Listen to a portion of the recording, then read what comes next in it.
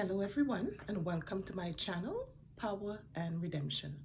My name is Nicole and today I'll go through another part of my childhood experience growing up in a narcissistic household and with a narcissistic parent. Now when I look at the term and I explore in the term narcissistic or narcissism, I am only referring to that of a spiritual description. So I am not looking at the psychological definition of a person with personality disorder and such as. I am only looking at from a biblical perspective, because in my healing and in my deliverance, it was brought to my attention the genesis of my issues, and therefore that is what I would review, and that is what I can give the experience on. And I also had to receive spiritual and divine intervention where it was shown to me that I am dealing with a person with a deprived spirit, someone who, as the Bible says in its word in Isaiah 1, they also have sores from the sole of their feet to the crown of their head. It hasn't been softened, so therefore that person has not been healed. They have a reprobate mind. They do not want the intervention of God. They are vindictive. They employ rebellion. Therefore, they'll take vengeance. So they look at vengeance through occultic means, occultic practices, through curious arts, through expelling and releasing of curses. So this, when I'm speaking and from my life experience, these are the things you would hear me speaking of from a spiritual perspective, because from that spiritual awakening, that's where my healing and my help and my deliverance is coming from. So as I look again at some of the things that occurred in my childhood, I could recall it's like a system of darkness. So what you tend to find in the household is not like one person, or the problem stems from one family to the next. Amongst rivalry, amongst siblings, you have strife. I would see my mother have strife and confusion with her siblings. And within my own sibling structure, I was the only girl within my sibling for a while. And sometimes I would fight, for no reason. You fight with your siblings, and I'm talking physical, for the simplest of nothing. And at the end of it, you say, but why we fight? Because you back together, but you are because you are siblings. But continuously there is this pattern of strife. There is this pattern of contention. There is this pattern of separation.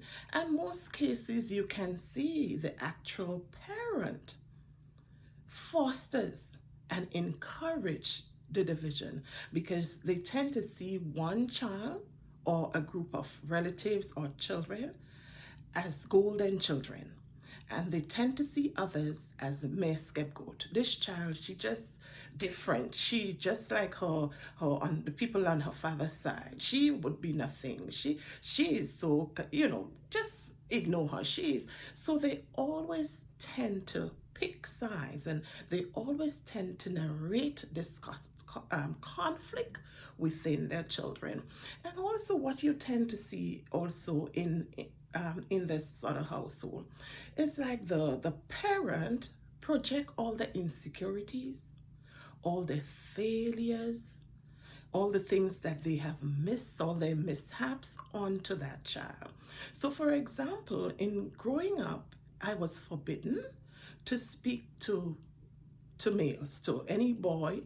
If I were found, or my mother would have what you call her reporters, or her eyes outside. So if they see you for whatever reason, you're talking to somebody of the opposite sex or whatever, she would say, oh, if you think you're going to come here pregnant, I am going to poison you. I'll make sure, you're going to be dealt with. And these are some of the things. She herself having, other children, but it was like a constant threat. For that matter, I recall, going to high school, and I was forbidden to pass in the city. So at that time, you have to walk long distance to go to school. Like public transport is not as diverse as it is now. So means of transportation, if you didn't get a ride from a neighbor or someone, you had to walk.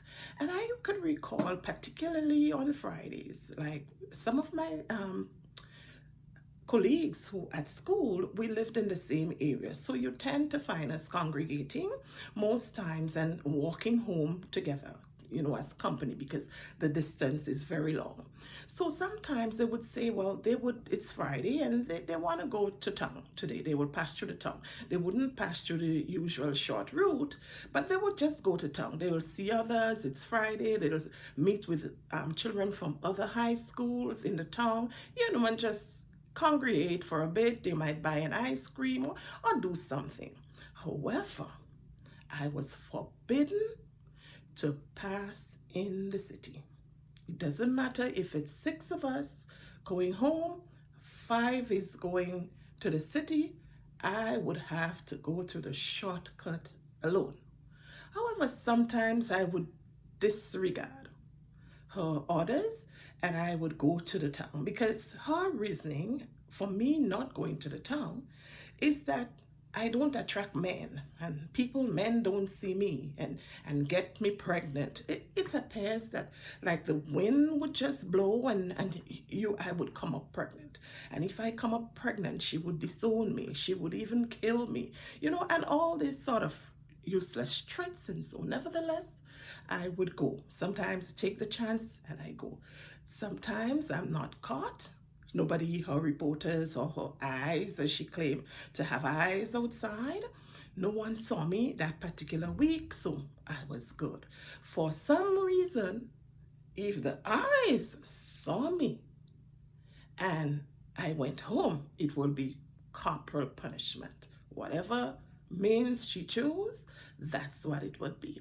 And this pattern of accusation, this pattern of, if you think you're going to bring shame to me, if you think you're going to bring disrepute to me, I'm going to deal with you. I wouldn't have you coming out with how much children and doing how much and what. And of course, it's nature that a parent would not want to see, based on their mistakes and based on the things that happen, ill will that happened to them, or what they may consider as ill will, having children out of wedlock and having children with different fathers. They tend to, of course, you don't want that to happen to your child. So you want the best for your child. But somehow it wasn't like that is what was happening, because there was this guy in the village who had a little intellectual deformity and sudden deformity. And she encouraged this young man to try to be close to me. So, and of course, I wasn't having it at all. And I would caution him publicly and privately that have nothing to do with me. But there seems to be this sort of person or this sort of personalities that she would push and sort of encourage. Notwithstanding, though, you tend to find that every time he would pass or he would, be nice to her, and she'll come and try to be nice to me. So I'm like, okay, you're having a problem with me speaking to boys who seem normal, but it's okay for this. So, as time goes on, you never pay attention to her and what she requires, and it goes on. But however, also what you're finding too in this sort of household, like you may have relatives who tend to encourage violence. So they know that she's very strict, and they know she would tend to be contentious and come home and, beat or abuse, or however you would see it, but they would always find a way of, instigating and trying, to bring this sort of news. At the time, I saw it as pure mischief to her so that I would be reprimanded. Anyway, what I do also recognize in the family from a very young age, there was this spirit of strife. You had Devo strife. You had a spirit of vagabond, or what you would call sort of vagrancy. So you would have, some people in, and it would happen more than one or two people in the family, that they are nomads, they just on the street, they have mental problems and all of these issues. And also, again, another thing that you tend to find and operating in a consistent pattern in a family, you have this near miss, you on the verge of success, and you're almost there, and something happened and you fail. So it's always starting from point one again. So what you tend to see is sort of poverty, extreme poverty, and a sort of backwardness. That was rampant. You also find people also had a lot of diseases. So like the woman, you had women issues, you may have fibroids, you have cancerous, and all this sort of, illness you tend to find happening in a consistent pattern. And they would more or less claim it. Like you hear people say, my diabetes, and my pressure again, and it runs in the family, and and I used to say, this ain't gonna happen to me at all. I am not into this sort of problems. They wouldn't be my portion. Somehow, despite growing in this circumstance, I always would say to myself, this is not me, this is y'all. I would not suffer this faith. Another thing you find there also is witchcraft. And of course, being a narcissist, you would be operating on the manipulation, you controlling, and you dominating, and you're a very rebellious person. And when I say rebellious, then that's that you're rebelling against God. Remember, you are not seeking God. You don't want God to in anything. So you into a lot of idolatry. So you tend to see a fix. If something is wrong, you tend to believe, hey, the solution for this is to see somebody who could perform some sort of curious arts, who could, employ some other technique. So not only, it's not God, something else. So as I mentioned previously, there were religion, because I told you my family, they were Catholics, right? So the Catholicism faith was rampant there. However, there were no relationship with God. So in my upbringing, I often employ the statics too. You do things your way, and to me, God was like a little psychic. So in the event something failed, that sidekick would step in. So I would do things my way, and somehow, if it didn't work out, I would seek God. So growing up there, I always felt somehow God had a role. So I never would employ and think, oh, well, I'll run to the witchcraft worker to solve this, or I will drink this to solve this. I always say, these people, they are fake. They can't do anything. It's God, to whatever God's will, that is what will be done. So this was the take I always had in growing up, seeing the tricks and seeing the idolatry. I myself, I would say I was an idolater in that at a very young age, I idolized marriage. I love marriage. I always, at a very tender age, I was like, by the time I'm 18, I would be married and leave this place. So every little, relationship, every boy coming, I would think, probably he gonna ask me to get married. That's gonna be my husband. So I realized that idolatry concept is not about God at the time.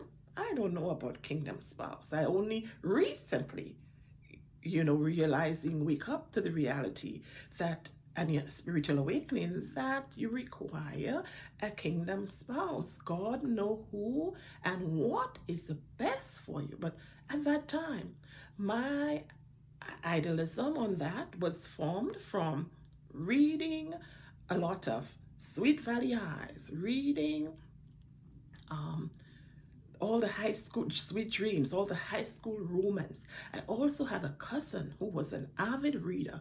So sometimes I would sneak away from home, or when my mother is in a good mood, depending on the relationship she had at the time, I would sneak away by my cousin who is an avid reader, and I would read Mills and Boons and all these other books, you know. And so from there I formed the premise that, woo, romance, this is a save all, and all of my problems would be answered once I get married. My problems ends there.